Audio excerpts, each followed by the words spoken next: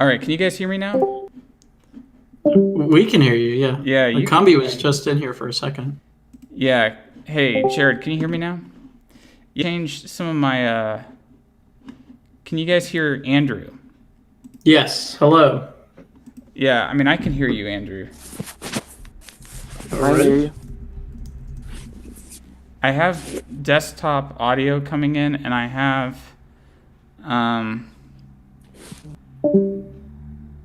Yeah, sound is there.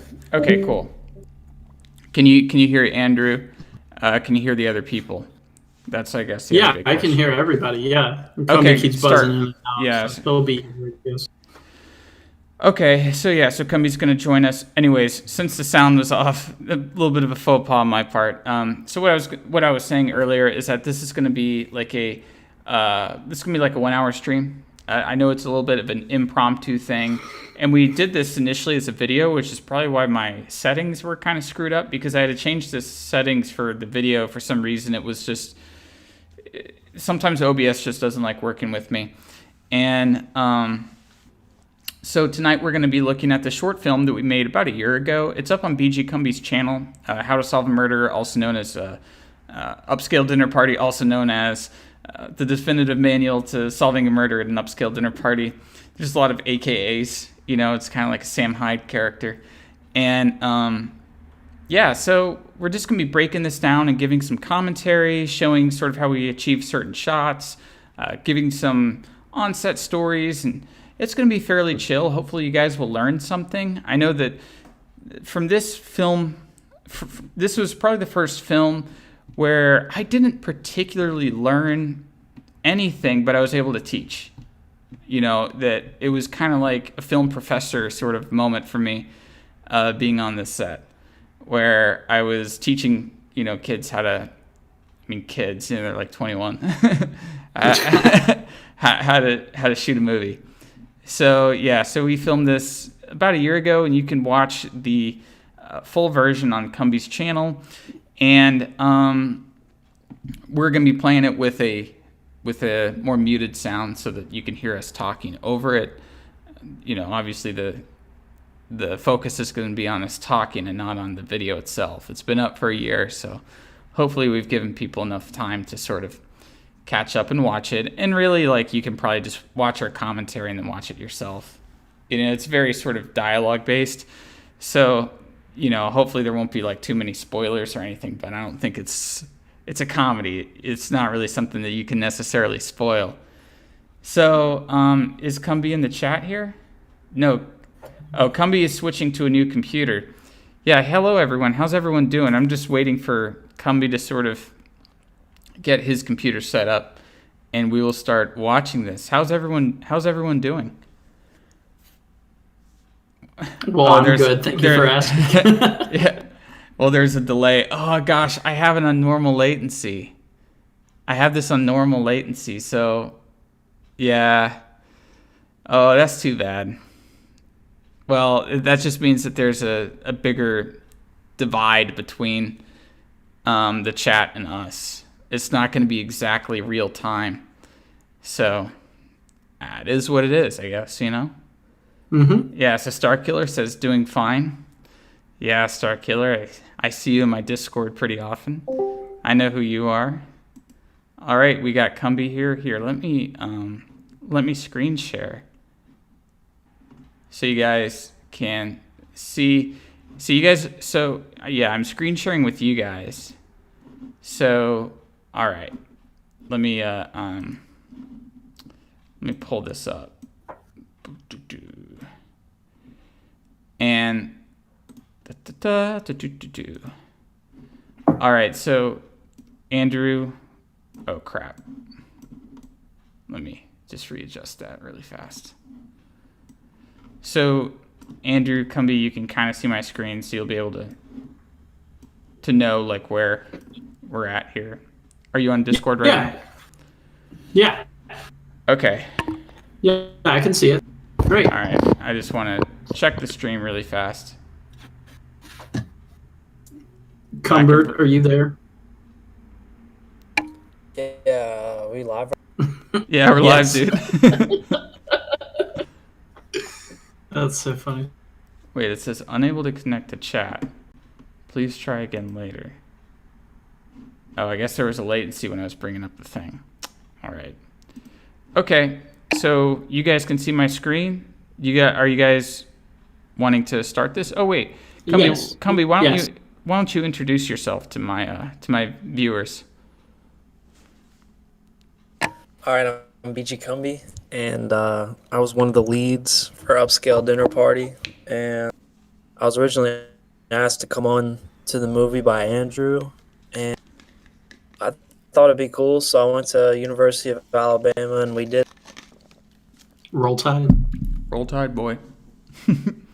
RTR! All right. So I'm Andrew Williams. I directed this film. I'm also known as Chet and the Apostle to some amazing people. All righty. And I'm Peter Mahaffey, a.k.a. the Kino Corner. I know I'm not really afraid of people knowing my name because I was a filmmaker before this. My name is kind of plastered wherever you look up anything about me. So, yeah, and I wrote this, produced it, and I play as the bad guy in it. So let's watch the film. No. This is an old antebellum house. And you can see, I'm going to pause it right here. You can see Kumbi's on the left. I'm in the back, like the incel that I am. Just, typecast. Yeah, if you look at the screen, you can see that that's me in the corner, but not in the spotlight. That's me in the spotlight. I'm not even gonna do that. All right, let's keep going. Yeah. Hey yo, there've been a murder. Was actually he was playing the organ during that part, but we had to edit out that music because we got a copyright strike. Well, he also was playing the organ, but the organ barely worked and Kumbi sucked. Yeah. What you got to say, Kumbi? Yeah, that's right. Yeah, that's right. Tried to play a shopping piece, and it just didn't. Shopping. Friedrich Shopping. Shopping piece. All right. Chopping blade. We wanted to put titles at the end of BG's name because it made him sound more official. He's our host. Kevin N.A. Stafford, or Stafford N.A. It's the but who? That's him. So now that's Kevin Stafford, big gangsta come. We wanted this to have like a gothic feeling, and I think we achieved that with this, especially with the lighting and the setting. Yeah, I'll get into the lighting when we come. Oh, so here we go. That's the introduction of me, the Kino Corner here, and so Andrew called me. So basically, how this I guess came to be is that I had written the script several years ago, and I just have a lot of short scripts that I have like in a vault that I haven't shot or anything like that. I'll get an idea for a script and I'll write the short script down. I think this was 10 pages or something like that, 10, 11 pages. Yeah. And it's something that I can write in an afternoon. And so I had this, I just had this lying around, and Andrew said, hey, I'm looking for a script for like a thesis film from, college. And I was like, okay, yeah, sure. You can use this one. I think I sent him a couple, and I was like, but this one is probably the one that's going to be the best. And so I was kind of thinking of it like I was going to give it to him, and I wasn't going to hear anything else until it came out. And then Andrew called me. I think he called me like a few weeks later, maybe a month later. and asked me if I could play as this character of William. And I was like, yeah, sure, it sounds like a fun time. So I did, but you had changed. Now, you didn't change the script that much. There's only a couple things that really changed, but one of the things that you did change was you made William sort of this Nosferatu-like character, which meant me putting in these contacts that made it look like I only have an iris. And I think that the first 4 or 5 hours on set, I was trying my hardest to put these contacts in, but I have like this fear of touching my eyes. I've never put contacts in my life. I've never even worn like glasses other than sunglasses. You know, I don't have bad vision, but I have an immense fear of like anything touching my eyes. So the first I did not know that. So the first 5 hours is me like barely getting there and like not being able to do it and kind of freaking out, and I was really worried. But I eventually was able to get them on, and it's funny, it kind of messed with my vision a little bit, and I think my eyes were like bloodshot after this too. But yeah, they were. It was really bad. Yeah, I looked like I was smoking weed all day, to be honest. Some people were on set. Yeah. I played the Fifth Amendment. I mean, I graduated already. It doesn't really matter. But anyways, we'll keep this I have a childhood fear of Nosferatu from that SpongeBob episode where he pops up with the light switch. So that's where that character lives. Actually, that's why light switches are a big part. Oh wait, so here's the part where Andrew talks to Kumbi here. Andrew, do you want to talk about this bit? And Kumbi? Well, we originally had another guy doing it from off screen, but I didn't want to do that, and we were all getting frustrated on set anyway. So I was like, let's just use this frustration and make. So I think Kumbi was in character wasn't in character at all. I think he was just speaking because it was late at night. Yeah. What do you think, Kumbi? Yeah, I mean, I was pretty much just going with the flow. It was a very frustrating set, and we were kind of crunched. And you know, every other take we had this one dude that played Carol running in front of the camera. So like, yeah, that was brutal. We were all pretty A lot of people mad. didn't know their lines. A lot of people. This is student filmmaking. It's not meant to be perfect. It's a learning experience. Peter was our professor. Yeah. Now, there's a funny story. I'm going to get to that in a second. But, yes, there were it was interesting for me, the experience as a whole. It was very frustrating because we were working with students. And it had been a long time since I really worked with students before. You know, I've been working professionally on sets for a long time. And so it was kind of weird for me to be on a set where people really did not know what they were doing.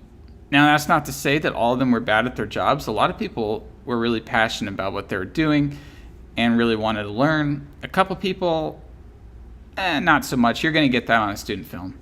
Some people just, like, you kind of wonder, like, why are you here? Like our sound guy. I'm not going to say his name. But there were a couple times when I had to ask him, I was like, dude, where are you pointing your microphone? You know, and he just has it pointing somewhere in the room. I'm like, just because the microphone is in the room doesn't mean that it's picking up on the audio. Like, you have to get it. You have to like make sure it's capturing what the actors are saying. And he's like, he like, this was something completely new to him. This is something I guess he just never really thought of. And so sometimes I would take the boom from him and force the boom mic closer to the actors. Because, you know, when you're doing a boom mic, you really want that mic as close to the actor as possible. The farther away the mic is, the less you're going to pick them up, and you're going to hear that distance.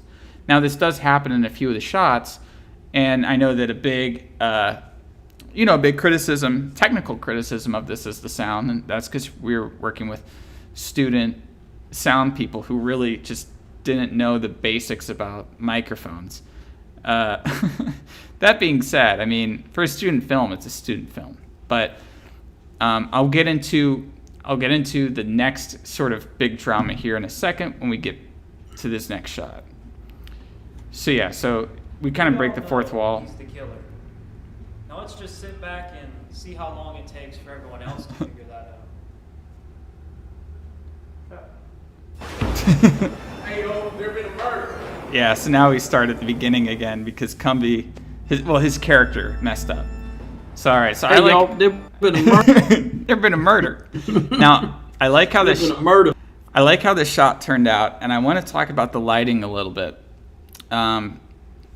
So this house is like an actual like antique house. It's like 150 years old, or older, and there was no light in the house. When I say no light, I don't mean like, oh, we went in there and there's no movie lights. No, there's no like even light bulbs in that house.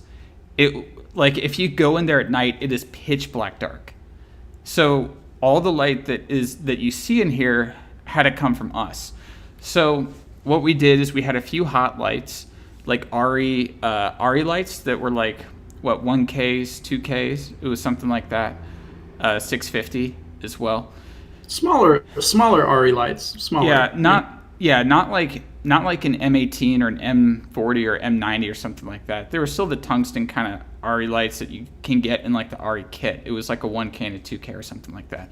And so what we did is we used these hot lights to sort of fill the room with like an ambient light just to get light meters up. And we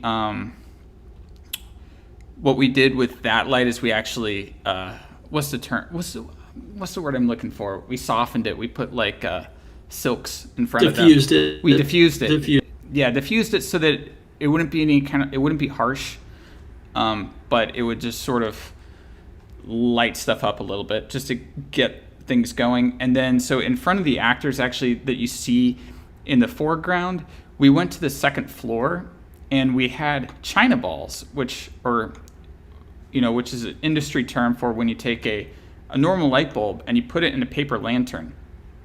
This is actually how I light my YouTube set when you see me talking to the camera and stuff, not during live streams, but during my other videos, is I use a China ball because I really like how the China balls, they give this like 360 glow around them, and the way that the light just kind of reacts with skin looks really nice, and the fall off is really good. So we were using the China balls as kind of like the key lights for our actors here. And so it's a very simple setup. Now, the funny thing is that we almost got shut down for using lights because Andrew's professor doesn't know anything about lights. She thought that we were going to blow out the circuits in the house. But I've worked with gaffers before, and I've been in situations like this before. I mean, when you want to light a set, you always want to check the circuits. And you always want to check the circuits, and you always want to make sure that you're not going to blow the circuit. I mean, it should be a given. A lot of people, a lot of indie people, a lot of students don't really take that into consideration, but it's something you should do. So, of course, she wasn't on set. She didn't know what the circuits were. I got the owner of the house. We went to the circuit breaker. I looked. We were well within safety of using these lights. We weren't going to go anywhere near blowing any of the circuits. So, and the lighting was essential to this because this could have looked like every other student film that was being produced at it, where it's really highly produced looking, very sharp lighting, very intense, high contrast, dramatic stuff. But I think we ended up with something that looks more like a play and like a paint rather than a student film. And I'm really thankful to you, Peter, for helping us out with that and really bringing that quality and that special quality to this film. Well, I kind of wanted it to look like a Wes Anderson movie a little bit, not gonna lie. But anyways, let's keep going.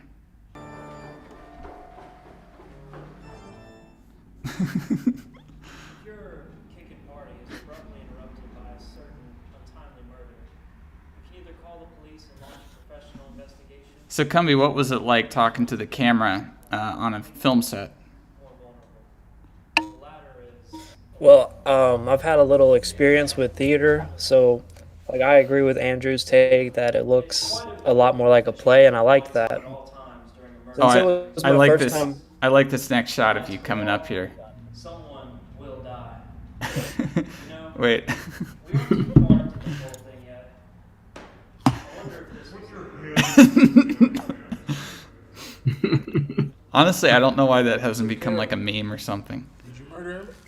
So this Oh, is the whole film is memeable. The whole film is memeable. We definitely want to make a film that spoke to the meme crowds and like the $1 Million Stream crowds, like the Sam Yeah. Hyde folks. Like that's what really inspired the feeling of sort of like sarcastic, awkward thing that we were going for. Yeah, and you lowered my voice in post just for that one thing, though. Yeah, we were just like, you know what? Why not? That's like something like William. Yeah. Is he a demon? You know, probably. Yeah. So I do something out when we see my full costume again. He's covering for someone. Oh yeah, so this is me react. So with this guy here, he was spaced out. He was spaced out. I don't know if there's like a better term for it than like on another planet. That guy was. Now, he was nice. Like, I'm not going to rag on him for that, but he was definitely somewhere else. So I think we did like a couple takes, and I could not get a reaction out of this guy. I was like, I'm trying to get him to react to me in some way. I'm trying to get something from it. Because you know when you're acting, right? Andrew, now you know this. You have to give. You know, Yeah. you have to give. And when another actor gives, you can take it. You can kind of use that. It's a give and take sort of relationship between actors on a set. I would say that, yeah. Yeah, and so I was like, okay, this guy isn't going to give me anything unless I give him a lot. I realized that. So I had to go a little bit overboard and lick his ear. Yeah, to incite a reaction from him. Yeah. You know, we really wanted William You to be look like so this edgy sort of I just thing. I just love how the guy says he looks so innocent. You cut to me like licking his ear. I had to do it. I knew it while we were shooting it that night. Like, right. He's too warm. Yeah. Again, if this had been made by like anybody else other than the people we were using, like this would be a totally different thing. But like Peter licking the ear and Cumby's awkwardness, like really give like special feel to. Now you can't You know? you can't see it here because the camera always makes it seem like people are farther apart. But I was literally like my chest was touching this guy. That's how close I was to him. And he honestly was not expecting me to get that close. And this was at a point in the night when I was just kind of like, whatever, I'm going to do whatever I want to do. And I was just messing with everyone when I was in front of the camera. I think it actually made it better. We got in trouble we originally wanted Carol to be transgender and for Sigmund, the black guy's character, to be even more gangster, but we got in trouble for stereotyping. So we had to dial it like, Wait, we gotta have the do. Yeah. Andrew, do you want to? Yeah, I'll talk Yeah, let me just get to that. the murder scene. Yeah. So we realized that we hadn't shot enough the first night of shooting. So for a pickup, what I did was, that's my apartment, and I had Sigmund, the guy playing Carrie with the do-rag, puff on a jewel to like smoke up our lens a little bit, you know, a la Tarantino a little bit. And that's actually just me in a jacket beating him to death in the silhouette. And we thought it was kind of Hitchcockian, kind of Monty Python, how it's like out of nowhere and a cutaway. Honestly, it's like my favorite moment in the entire film, and it's a part to be a part of. That was really cool. Everyone's like, "How'd you get Peter?" You know, it's like, no, that's me. The secondary. So if you ever need to do a coverage shot, you know, just shoot a little. Love that shot. I'm gonna start this again. Yeah. Yeah. Oh, you have something to say, Kumbi? Oh, Annabeth asked earlier all the weird little details in the set make it look like a painting too. What was the process like for set decorating / production design? I'm really into like the gothic vibe, like the William Fall. I shot another music video called "I Want Wind to Blow" not for the microphones, but it was inspired by their song and used their song. That was another I had to do. If you could pause that still. Yeah, it's paused. And I really love the yellowish look at the end of I Want Wind to Blow, because I turned my same little apartment that I shot that murder scene in, that was shot around the same time, into like a witch's cut. They crushed dark blacks on screen, like in terms of color theory, and really strong yellows and oranges, because it almost gives the feel of like fire, and it's a very emotional thing. So that was the main idea with set decorating and production design. I really just wanted it to feel organic and natural. I just wanted people to come as they are, and let's make a movie with the costumes that they already. And I knew we need some special effects, and I knew Peter and Kumbi would be perfect for what we needed them to do. I needed Peter to be this skulking Nosferatu Patrick Bateman serial killer, and I just needed Kumbi to narrate. and here we are doing the commentary. Yeah, and after that answers your question. After this live stream ends, I've got to go return some videotapes. Yeah, no, but as far as like production design that I remember as well, there was some junk in the main room, and I think that we didn't bring in a whole lot. It was more like we were rearranging the house, and we kind of rearranged it to look like a play. Like we rearranged it to almost have like a part of the like foyer that was just for camera and crew and everything like that, and the other half of it was just for actors. And it felt kind of like theater at that point. I would say, if we kind of made it like a stage. So that was, I guess, that is an interesting thing that we did do with production design. Yeah. I think it came out the way that we wanted it to, kind of more sketch comedy and $1 Million Extreme rather than a serious film, And those are the most keynote moments, when you're not even trying. You just chat it up on camera and you make a movie. This frame right here, Jesse, that's 1917, and the Kino corner is grabbing him by the head and exposing him. Just imagine, this is what the Kino corner does to movies. Grab them by their head. I hate film. It's great. And Jesse is, if you can talk about him a little bit, Peter, he was in another film that we did together. Yeah, so this short film came together because we made a feature film called Wasted Hours, which I'll be promoting probably a little bit later this year. But that's actually how I got to know Kumbi, because Kumbi was in Wasted Hours, and Jesse was one of the leads, and so was Andrew. So it was kind of making this short film. It was a little bit of a reunion with us, but I think when I shot Kumbi stuff, Andrew wasn't there, because we actually shot his stuff a little bit later. So this is when kind of the Kino crew was formed. It was pretty much this night.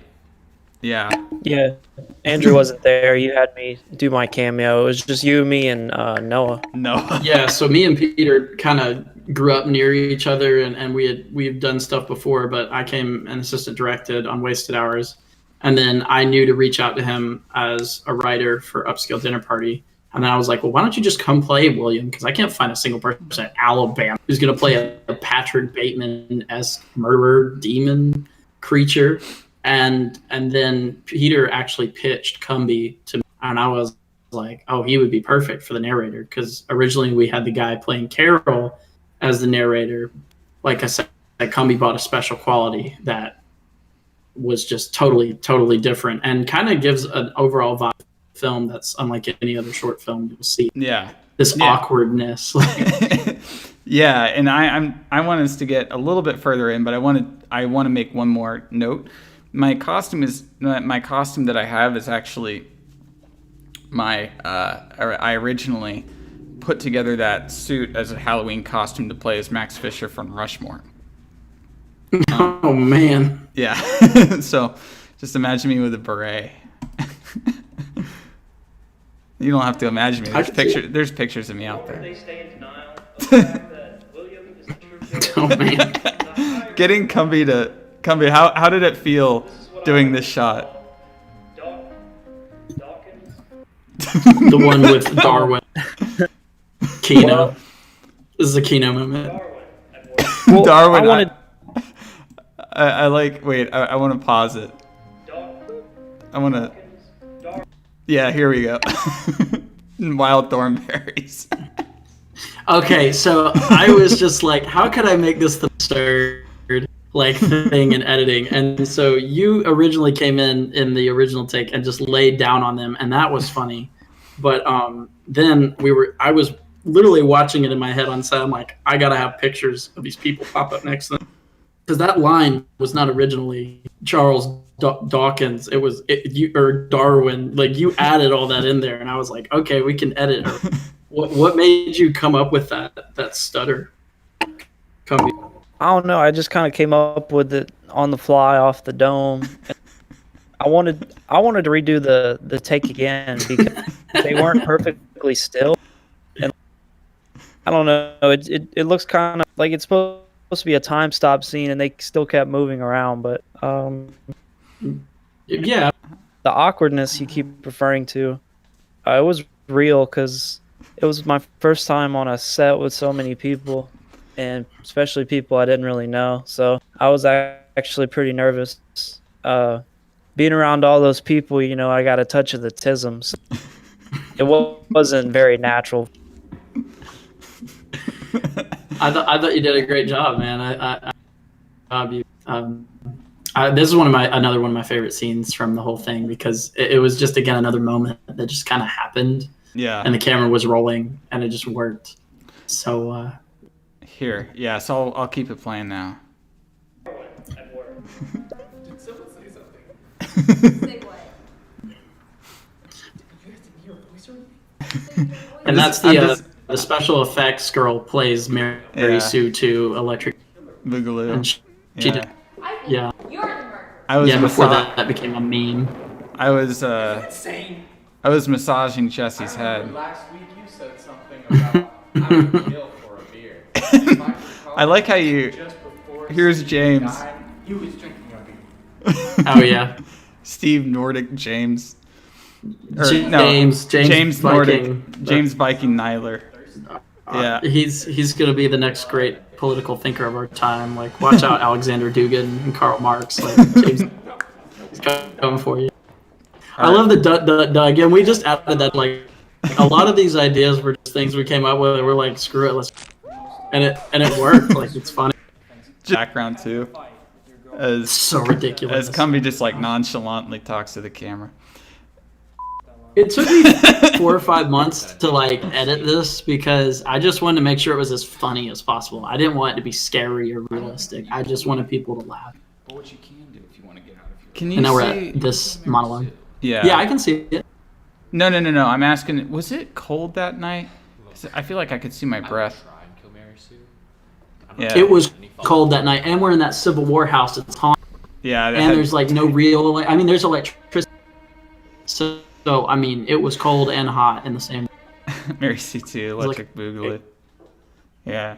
It was Daniel. And then the choking. This is what the Kino Corner does if he doesn't like a movie.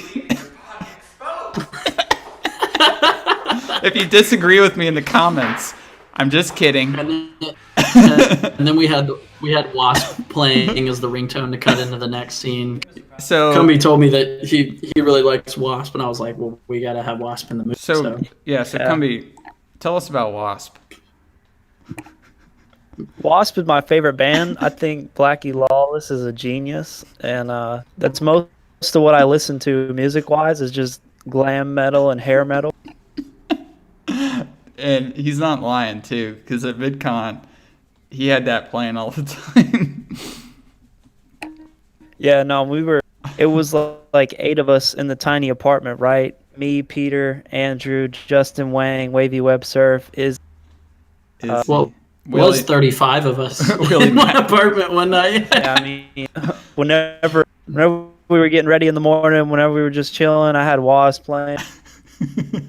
Because Kumbi's bed was next to the TV with YouTube, so he just had Wasp blasting a lot. That was great. It was a fun time. I can't wait for the next Yep. VidCon if it ever happens, you know. Yeah, let's go So forward. now we're at the scene where he's on the phone. Yeah, he's on the phone. That was towards the end of the night, man, and you can like visibly tell that Kumbi's a little bit more tired. But Yeah. again, it works for the feeling of the film. Yeah, we So- finished shooting at what, 3-4 a.m. I mean, it was like an all-nighter. Like that actually is the script. Like in his hands. You got exposed on that one, Kumbi. Good night, Mr. Patterson. That's Kumbi every Yeah, time we finished. someone tries to cancel him. We finished super late into the night, and it really did take all day.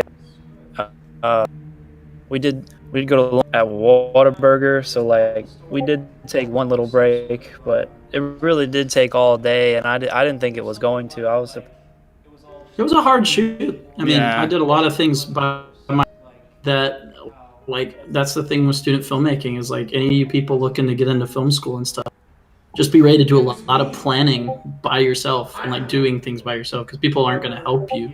You have to build it. You have to be the one to take the initiative and do. Yeah. I mean, you as well know, Peter, from directing a feature film. Like, it's a lot Yeah. of work.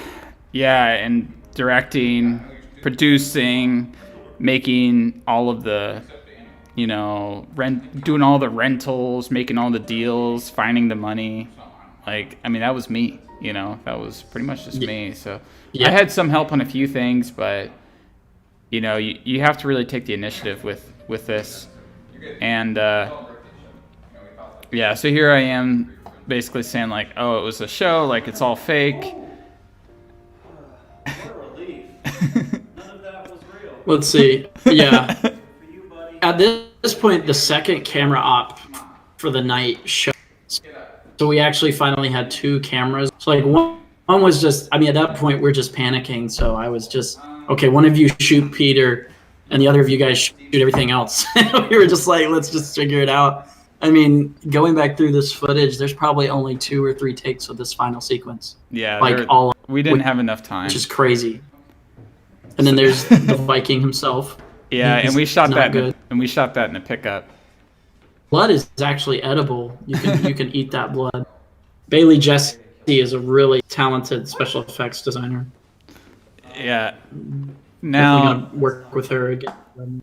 the ending to this was almost the whole reason I wrote this, I know how we can cheer Caroline. where just every. Happy birthday. just- Well, there was like a number of different ways that we could do it, and eventually you just find a place where you die, and then just come on in with the blood. And all that lighting and stuff was done in post. There's a lot of lighting shifts throughout the film, and that was all done. We shot it with that one flat China ball lighting that gave the glow, and then we just worked with it. I'm just gonna leave it So- on here because I like this frame. Yeah, oh, I love the pinata coming down. The pinata, Yeah. I actually still have that pinata. That pinata's in my bedroom. I can't get rid of it, man. It's a good Yeah. souvenir. Yeah, no, that. I mean, that last one was fun, and yeah, for this last shot, I actually see this, but the special effects girl, because if you're not watching her, you'll notice like, well, if you are watching her, you'll notice like she drinks something and she dies from poisoning like earlier. Because we But had to kill her too. We had to kill her too, but it's so just like flippant how he dealt with it that you almost don't even like. People just don't even Yeah. realize that she died. We wanted little things in this film for people to go back and rewatch and be like, oh, I didn't notice that before. Now you see it. Like a lot of people don't even see the pinata at first. Yeah, and how we did the lighting, yeah, I think you were right in the sense that we turned off all the hot lights, and we just had the China balls on, so that it was a very, very dark look to give it almost like a grindhouse effect, you know. But Yeah, I really wanted that last sequence to be the most shocking. So, and we played with light so much throughout the whole film. I was like, okay, well, let's just wash everything out, crush the blacks, like I said, but still keep that yellow and black thing going. And I love that. I love the way you wrote that with him just screaming at the end, and then we cut. I mean, brilliant. yeah, hey, can one of y'all send me a link to the actual stream here because I cannot access chat. I wanted to look at chat, or if you guys can read out chat for me, one of y'all. I could, yeah. Kumbi, do you want to start off, and then I'll answer some questions too? Yeah, let me link the live stream and the Discord. Okay. Okay, there it is. I'm gonna stop. I'm gonna stop screen sharing right now. Wait, I don't want to Okay. stop. I don't want to stop stream. All right. So, Annabeth asked again, how many of the editing decisions were sort of predetermined, and how much of it came up in the process? A lot of it came up in the process. I probably resent this film out to you guys for criticism. Yeah. What, like I'll be- 10 times I'll be back at least? I'll be back in one Yep. second. You guys just keep talking. Okay, no problem. Yeah, we did about 10 cuts of this film before we were even ready to show it to my teacher, much less everybody else to see. Let's see, which one? Is there another question that you saw in there, Kumbi? Yeah. No, that was it. Was that the only question? Much of it came up in the process. A lot of it asking came stuff. up in the process. I probably resent this film out to I you guys for hate it when people criticism. just don't Yeah. kill What, it. like, Like, okay, 10 Star Killer. Well, they got times great at therapy least. for I'll be that back all in around one the Yep. second. I could refer you to somebody. Just strangle the movie. You guys just keep talking. Well, okay. Okay, no problem. Yeah. Yeah. Yeah, Good to Star hear. Killer. I do hate it when people just don't strangle right. You know, that is a pet peeve of mine. That is a pet peeve of mine in movies. Is that is you'll see characters like stranglers, and they strangle them for all of like 5 seconds, and then that person dies. Like, I understand like the whole brevity aspect of it, that argument. But are you serious? If someone's gonna have their like thumbs on you, or they're gonna be like choking you out for 5 seconds, 10 seconds, is that more than that?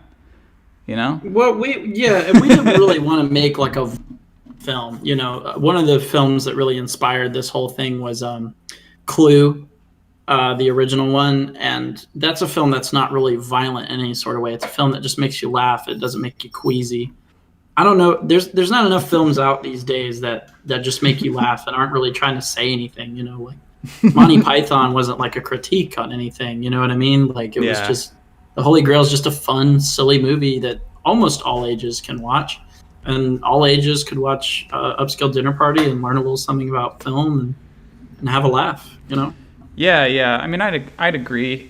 Our film for all what it is I'd say fairly PG. There's no cursing. It's monetizable. That's the important thing. It is monetizable. The film was received with like mixed reactions, but I mean, a lot of the stuff I did at school was always received with mixed reactions.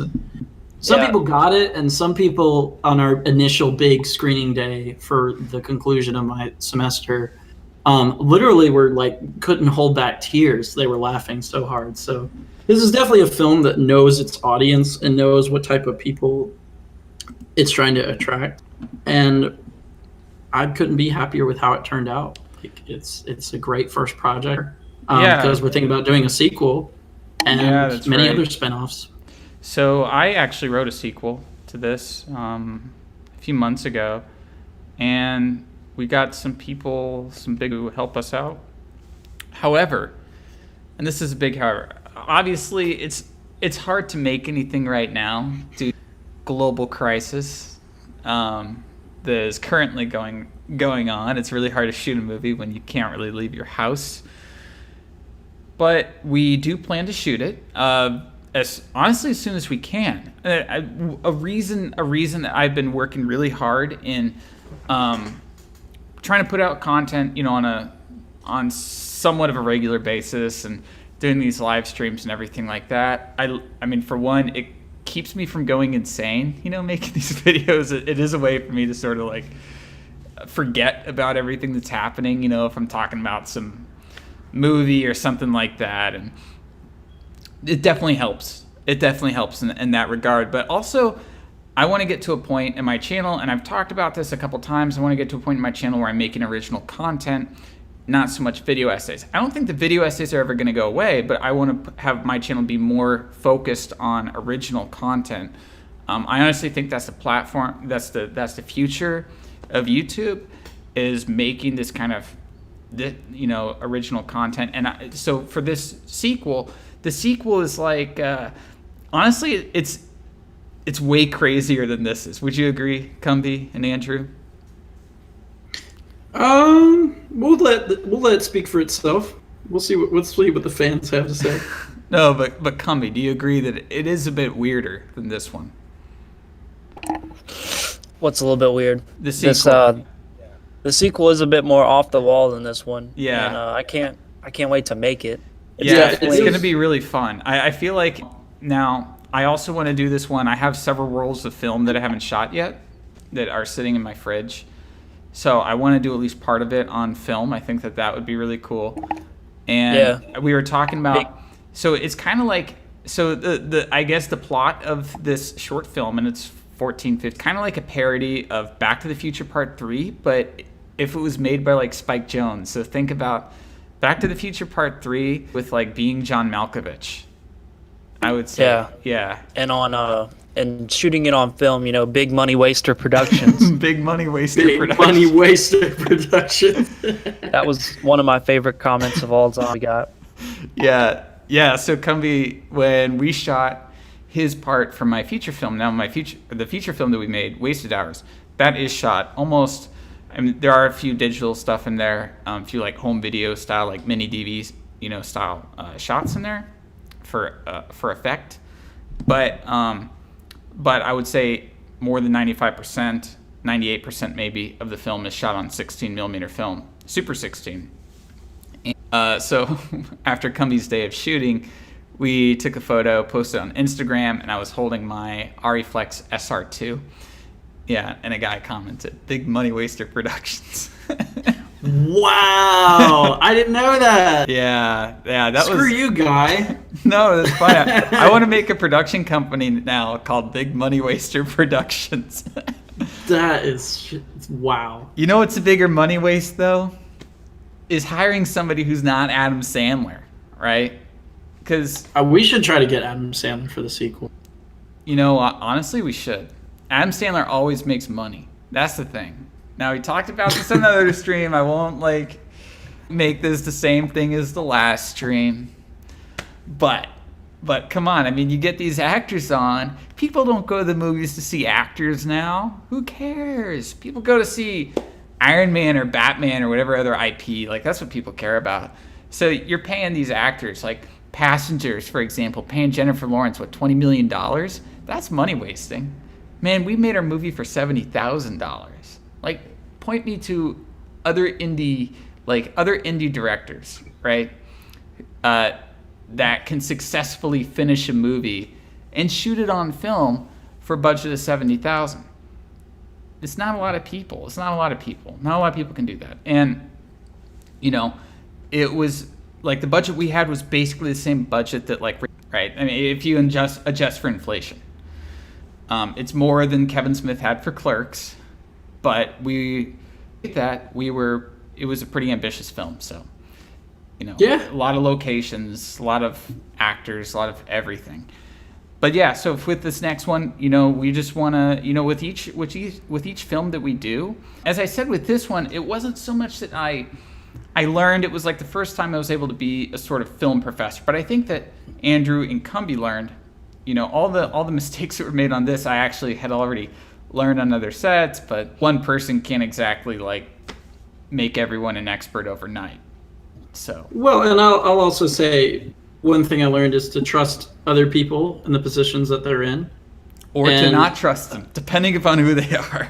True, and also just the fact that it's let mistakes. Don't overthink it. Don't overshoot it. Just let it happen, because you'll really be surprised at the little magic moments that will come out of the actors. I think James Cameron even said one time that the movie is in the souls of the actors, or it's in the heart of the actors. And he's absolutely right. I love the ensemble cast I got. I love Jesse's sort of naivety, and I love Carol's sort of spaciness, and Carrie's, kind of hoodness and like everything else like worked, and Peter's manic energy on screen and Kumbi's awkward thing. And we really ended up with something that doesn't feel like a student film, but actually feels like a live action play. And that comes from a place of truth. Yeah. So that's why this has been such a great thing to be a part of. So that's my main moral, is let mistakes happen, because you'll often find out that the mistakes will lead you somewhere else down the road, down a path that you didn't see before. Yeah, and what would you say, Kumbi, for people who are, because this was your first, I mean, when you shot with me for the movie, it was a very small set. It was like almost like pickup shots that we were doing. So this was your first kind of like, set with a lot of people. What would you tell actors, in their first set, like what to expect, and maybe give them some advice? If you can, try and get to know some people on set. Like if you're nervous around new people, like I was, like I didn't get much time to spend with Andrew, but I kind of knew Peter. So just having Peter there, like kind of calmed me down a little bit. But if you have time, make sure you redo a shot if you're not comfortable with how it turned out, because if we had more time, I definitely would have redone some of my scenes, because I don't think I brought my A game. Towards the end, I kind of hit my stride, but yeah, I think if we had more time, it would have been a lot better. Yeah, I'd say that if you're an actor and you don't feel comfortable with a shot that you did, like you feel like you honestly could make it better the next time, just ask the director for another take. Sometimes they'll say no, because sometimes it's like, we don't have the film for another take. We don't have the ability to shoot another take, or we really don't have the time. But sometimes, I would say most of the, okay, sure, let's do another take. Like, well, and I most of would the time. add on to that, trust the director. Trust that the director has your best interests in mind, because they do. They want their movie to ultimately be amazing and to be an upscale dinner party. They want it to be something real and genuine. Usually the heart of the director is what makes the film. And, I feel like there's a lot of me in this film. Like there's a lot of myself and my feelings towards the world, especially around that time, that come through an upscale dinner party. Yeah. I wouldn't say the film, like, it's pretty impressive what we did, considering the fact that we probably only had about 4 hours of straight shooting, and then getting out at like 2 or 3 o'clock in the morning was because we had to unpack and we had to get everybody out. But and we had to clean up, put their house back together. Yeah, because like the people who lived in that house were in the room next to us while we were making like film about murder. Yep. Like, they were locked inside the room next door the whole time. We took over their house. Yeah, they were. Sometimes it would pop out just to kind of look at what was going on. And we're really grateful for like you'd really be surprised with you amateur filmmakers that listen to Peter's channel and that are probably watching this right now. Like if you just reach out to people and say, we would love to make a movie here, or we would love to, I don't know, shoot a music video, like you would be really surprised how much people will be receptive to that. So never be afraid to ask, never be afraid to reach out to your friends for help. Like film is a collaborative thing. It's not a one person thing. It's an everybody thing. We all make films together. That's why we're all on this podcast right now talking about this film, because it wasn't just me, and it wasn't just Peter, and it wasn't just three that made this film happen. It was everybody involved. Yeah, and I want to get back to the whole point of asking people. Mm-hmm. I'm going to go a little bit maybe further into this in the next stream, where I do a breakdown of another short that I did. I'll be doing that next week. I'll probably be doing that alone, and because none of the people that I really worked with on that are in the Discord, so it'd be difficult to kind of pull some people together to talk about it. But I'll just be kind of going through it by myself, and then hopefully next week I'll get some people on to talk shop. But that is a big thing, is asking people. Lots of people, honestly, if you live in a town that is very film centric, like LA, yeah, you might have a little bit less, you might have less luck getting places for free because, that they'll know to say, well, you got to pay me $3,000 a day. And that is kind of the standard asking price in LA for indie film productions, which is insane, I know, but that's just how it is. But if you live in a town, or if you're shooting in a town, I mean, I guess shooting in a town is a better term. If you're shooting in a town that maybe doesn't really know film that well, film is like this kind of mythical sort of job, right? To people that don't live in LA or New York, that just don't see this. I mean, to us, it's just work, It's kind of like, I like working on sets, but one set isn't special. The movie can be special, but the set itself, a set is a set. You got the same kind of people there, whatever.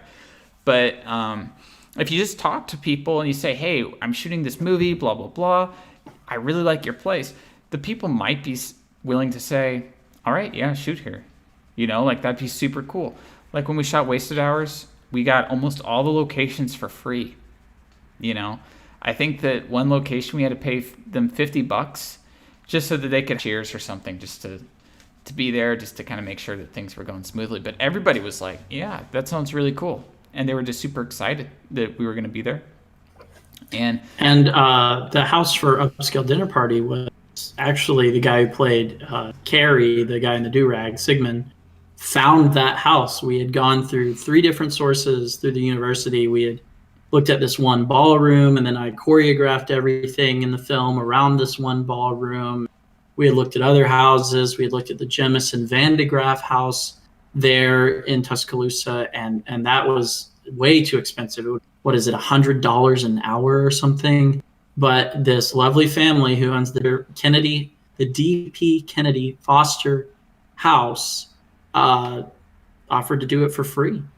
Yeah. And so big thank you to them. And I mean, you'll just never be surprised. Like I said, you got mistakes and kind of, end up with some things that didn't end up with in mind before, and you'll really be surprised can take you. I mean, now we have this beautiful backdrop of the Foster house for our film, and the house is almost a character in the film as well. Like you really do feel like you're at whatever an upscale dinner party is supposed to be when you're watching this, and really grateful to Sigmund for that. Thinking like with Wasted Hours, like Peter Dulce and Gelato, I mean, that is another heart of the film, because the scenes in that restaurant really bring the era and like the setting of like, I mean, it feels like Pensacola. It may not be Pensacola, but it brings it to life. The setting, the mise en scene, it is the mise en scène. Mise en scène. Oh, breadsticks.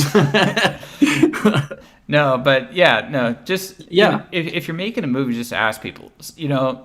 Some people they'll be dicks and they'll say like, oh, you're making a movie, and you can even be like, well, it's a really indie film, and they'll be like, yeah, $1,000 a day, or they'll say something like that. Some people are like that, but for every person that's like that, there's going to be a few people that are just going to be happy to help.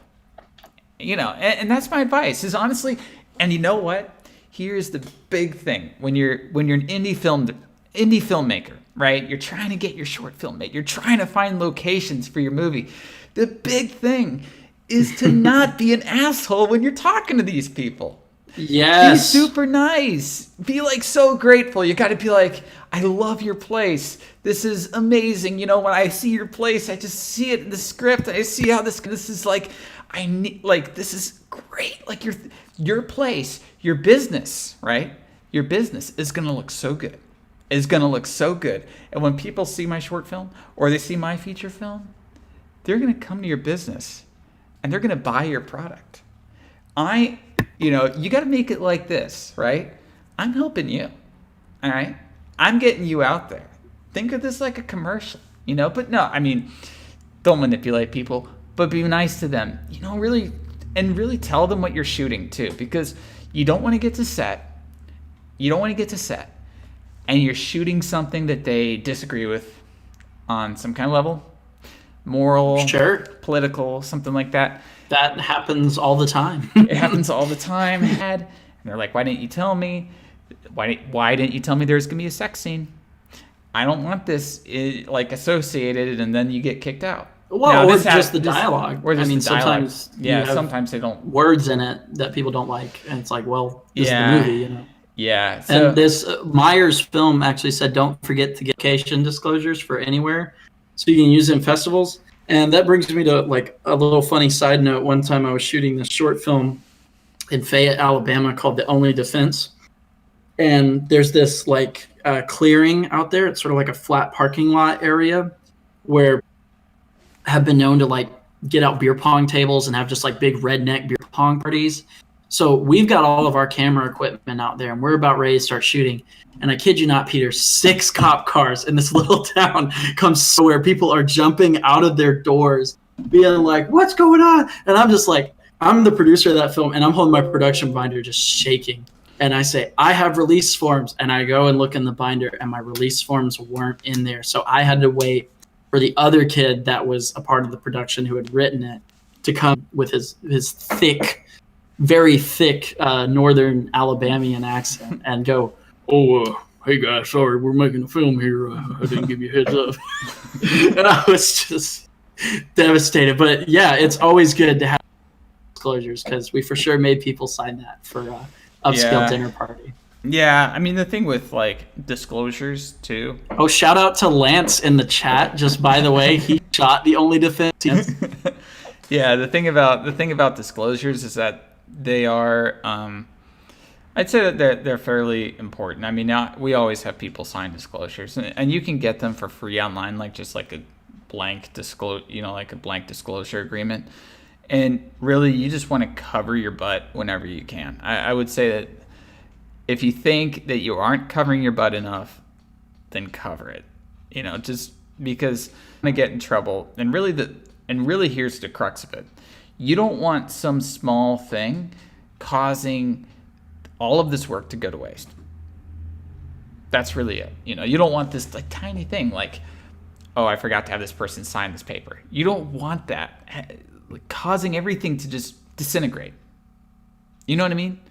Yeah, I think it will go wrong. Yeah, and, film sets. That's just the way filmmaking works. A film set is just okay. So everyone watch the movie Day for Night by Francois Truffaut. I'm going to be doing a video on that very soon. That video has been in the pipeline for a long time. So hopefully that'll be coming out within the next 3 weeks or so. But when you're a director or a producer, or I mean really anybody on set, a set is this, right? You go to work and you're tired because you probably didn't sleep that much the night before. And you know that you're going to be working a 12-hour, 14-hour day, something like that. And you show up to set, you're tired, and immediately you're hit with it. Problems. There's an issue here. Somebody's running behind. Someone forgot a prop. Something like this. There's something wrong in the script. The writer has to rewrite it. Blah, blah, blah. The location fell through. One of the actors is sick. That is filmmaking. That is filmmaking right there. Is being able to just solve all these problems on set, and somehow in between solving the problems, you shoot a film. It's magic. It's magic. I mean, where does the film come from? I don't know. I spent all my time trying to solve these problems. You know. Yeah, and you just gotta hope it's in focus. Yeah, you gotta hope it's in focus, and that everybody was on point for that take finally. Yeah. So I think we're gonna be winding down. Thank you everyone for coming on board. Thank you, Kumbi, for coming and hanging out with us. You're welcome. No problem. So we are the Kino crew. I enjoyed it. We are the Kino crew.